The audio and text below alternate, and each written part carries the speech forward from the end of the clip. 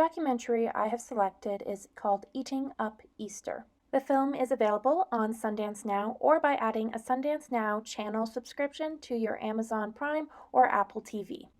The documentary focuses on Rapa Nui, but most of the world knows the island by the Dutch explorer's choice of name, Easter Island. The director and producer, Segro Rapu, is from Rapa Nui, and this documentary is presented as a message for his newborn child. He filmed it over the course of 4 years, following the lives of different islanders. The documentary takes a look at how the island is changing in a very short period of time, how the culture and history of Rapa Nui is being challenged, the environmental difficulties the island is facing, and how globalization and colonization play a role in everything that has happened and is currently happening to the island. Throughout the documentary, viewers meet several different people from the island who are all working towards different futures for Rapa Nui. Mama Piru works towards sustainability on the island through her work in the recycling plant. She spoke about the negative impacts that tourism and Western culture have had on the island. She also speaks about how the island is suffering from the effects of the rest of the world due to international garbage washing up on the shores. Enrique and Mahani operate a free music school. They spoke about how younger generations struggle to connect to aspects of the culture and heritage, but through music they are still able to connect to the history of their people, even if they no longer speak the language. They both travel outside the world and host local shows for tourists in order to raise funds for the school. But Enrique does question at what point is he no longer truly connecting to his culture through music, if it's often performative for others and not for himself. Sergo's father is an architect and has been working on building up the infrastructure on the island. He was behind the first Western-style grocery store on the island, and throughout the documentary he's working on building the first mall. From his perspective, he believes that moving forward and adapting Western aspects is how the island will continue to support itself, and that if not for tourism and modernization, then Rapa Nui would quickly become a poor and dying island. One of the strengths that I found in this documentary were the different perspectives presented. The documentary looked at both the good and the bad that globalization has brought to Rapa Nui.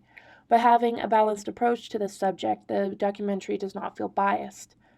Another strength of the documentary is Sergo speaking about his own struggles with globalization.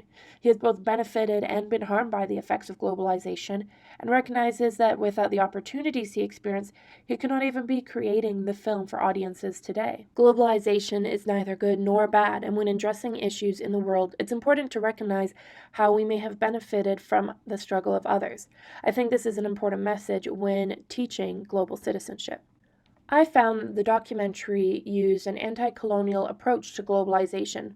An easy example is that throughout the documentary, the island is always referred to as Rapa Nui and the people as Rapa Nuians, instead of Easter Island and Chileans. Throughout the entire documentary, the indigenous identity of the people in the island was very present and important. I also found it interesting that the issues individuals faced in Rapa Nui were almost identical to the issues others were experiencing in the Surviving Progress documentary. Overconsumption comes up again and again when looking at globalization and the detrimental effects of it.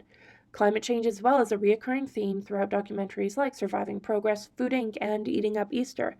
That's because every aspect of our life is connected to the environment in some way, and so I believe that this theme will continue to be found in documentaries. Because of the recurring themes of conservation, I believe that this documentary relates best to Chapter 8, Planetary and Global Citizenship.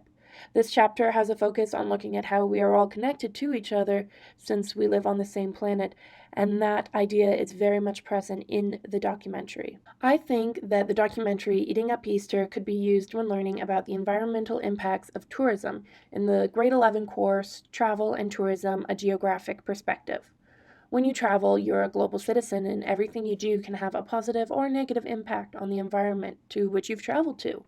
The lesson would address issues and potential negative impacts along with ways to lessen those negative impacts. Many schools offer travel opportunities, often to areas in Central or South America, so viewing this documentary prior to travel could potentially provide insight to travelers and highlight the realities and impact of travel tourism. Thank you for taking the time to watch my video on the documentary Eating Up Easter.